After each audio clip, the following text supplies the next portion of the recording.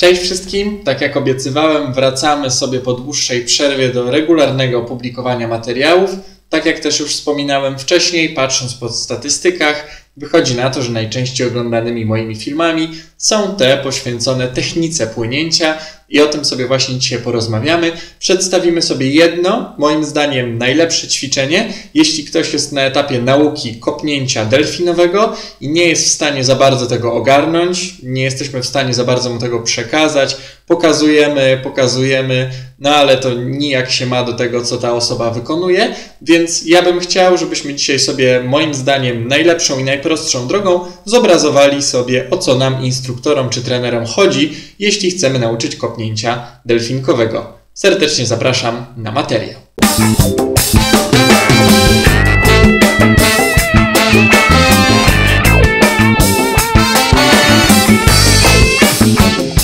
Pokażmy sobie na początku w ogóle, o czym my mówimy, o co my walczymy, chcąc, żeby ktoś nam popłynął nogami do delfina. Chcemy, żeby było to mniej więcej w ten sposób. Co to znaczy? To znaczy, jak widać na materiale, kopnięcie nogami do delfina to nie są wyprostowane nogi. Tak jak już to powtarzałem wielokrotnie, proste nogi to jest tylko taki skrót myślowy. Chodzi o to, żeby kopnięcie wychodziło bardziej z biodra niż z kolan i jak widać tutaj to się dzieje. Ale przeanalizujmy sobie, co jeszcze się tutaj dzieje. Proste nogi, tak jak już sobie powiedzieliśmy, taki skrót, że kopnięcie wychodzi z bioder, ale proste nogi nie wykluczają tego, że w kolanach ma nastąpić zgięcie. Jeśli popłyniemy na wyprostowanych nogach, tak jak na szczudłach, proste dwie nogi sobie idą do dołu i do góry, to płynięcie będzie słabe. Nogi muszą się plastycznie względem tego oporu, jaki nam stawia woda, układać i na tej podstawie uzyskamy właśnie efektywne kopnięcie. Tutaj oczywiście będzie następował wyprost, natomiast tutaj musi nastąpić zgięcie. Przed wyprostem musi być zgięcie. Jak widać, płynę sobie tutaj z deską, więc są to same nogi do delfina z deską. Góra ciała troszkę pracuje razem tutaj z dołem ciała, bo też warto podkreślić, że właśnie cały ruch wychodzi nam z biodra i to jakby stąd, tu jest całe to centrum ruchu i ten ruch po prostu nam się rozchodzi bardziej na te kończyny dolne, ale również góra ciała bierze w tym udział. Proszę zwrócić uwagę tutaj na odcinek lędźwiowy kręgosłupa. Często jest tak, że ktoś płynie, no i przez może różnego rodzaju tam problemy, jakie kiedyś miał w życiu zdrowotne związane z odcinkiem lędźwiowym, nie będzie w stanie osiągnąć tutaj takiego uśmieszku, tak? Takiego mostu zwodzonego, z tego względu, że no po prostu ma tam jakąś blokadę, więc jeśli mamy możliwości takie anatomiczne, nic nas w naszym ciele nie ogranicza, to chcemy, żeby to kopnięcie właśnie wyglądało w ten sposób. Ruch wychodzi nam z biodra, wciskam na samym początku ruchu, o może tutaj, jeśli traktujemy to jako początek ruchu. Wciskamy sobie biodra lekko w dół, nogi w tym czasie nam się uginają w kolanach i mocno oddajemy, biodra cofają nam w tym czasie do góry i na tej zasadzie mamy ruch. Jeśli chodzi o to, co tutaj nie widać, to nad wodą chcemy, żeby maksymalnie to, co się pojawiło, to były nasze pięty, natomiast pod wodę, to ten zakres ruchu już będzie zależał od nas. Dobrze by było, żeby on był w miarę spory, szczególnie na początku, żebyśmy poczuli, o co właśnie naszemu instruktorowi, trenerowi chodzi. Bo oczywiście kopnięcie nogami do delfina może być takie, czyli bardzo mała amplituda tego kopnięcia, no ale nam zależy, żeby gdzieś po prostu złapać taki złoty środek i żeby ta praca nogami naprawdę w jakimś zakresie nam się odbywała. Nawet jak tutaj cofnę ten film, to myślę, że fajnie wygląda, że właśnie troszkę jakbym tańczył w przyspieszeniu w jedną i w drugą stronę. Ta praca biodrami jest naprawdę spora. No i teraz, moim zdaniem, z doświadczenia instruktorskiego i trenerskiego, sprawa ma się tak jak w sumie w każdym stylu. Są tacy, którym globalne ujęcie ruchu, czyli pokazanie od samego początku całości wystarczy i wiedzą, o co nam chodzi, mają dobrą pamięć ruchową, dobrą wyobraźnię, widzieli już wcześniej, jak my pokazujemy, czy jak ktoś płynie i nie ma z tym najmniejszego problemu, żeby pokazać. Natomiast są takie osoby, które pomimo pokazu, pomimo tego, że my wchodzimy do wody, pokazujemy, jak inni płyną, jak my płyniemy, zachęcamy, to jednak tego ruchu nie są w stanie uzyskać. Ja bym chciał, tak jak w tytule tego filmu, pokazać dzisiaj jeden, moim zdaniem, prosty sposób, co zrobić, żeby takiej osobie unaocznić, zwizualizować to, co ma zrobić.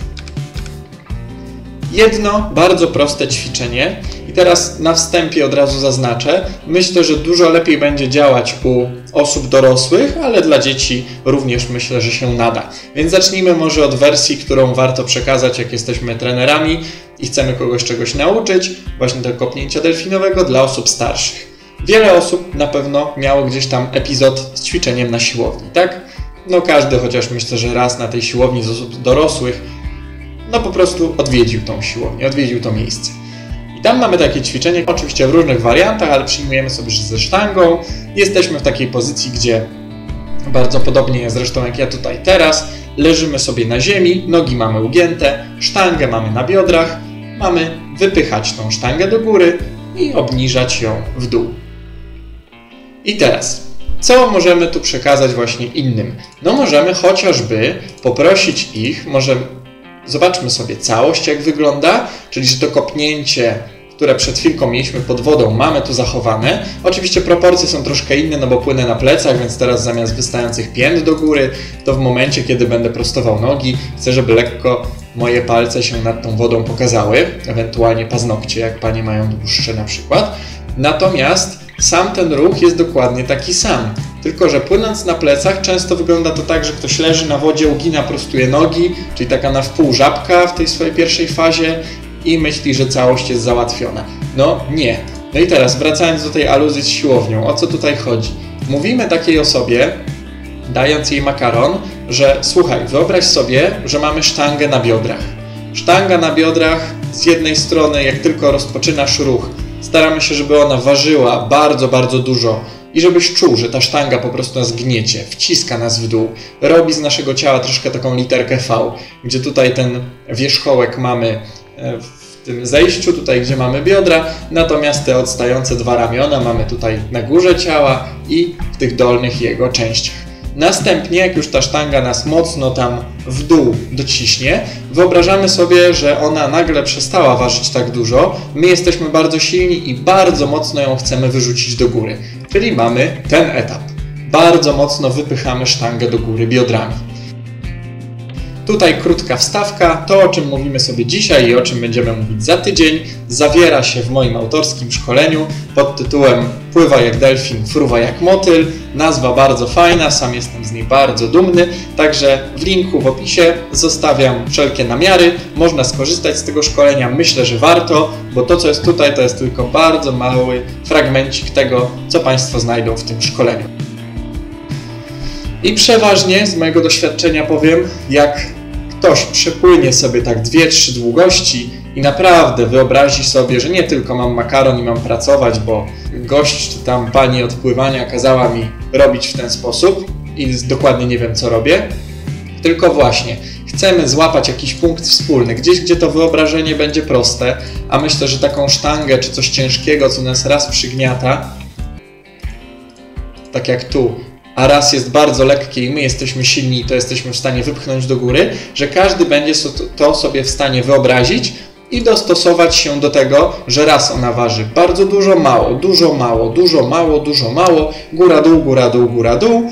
Później oczywiście progresją tego ćwiczenia może być zabranie makaronu, 2 ręce wzdłuż tułowia i dokładnie te same wyobrażenia, a później już wyobrażać sobie nie trzeba, jeśli jesteśmy świadomi tego ruchu, to już czy na piersiach, czy na grzbiecie będziemy w stanie to płynąć.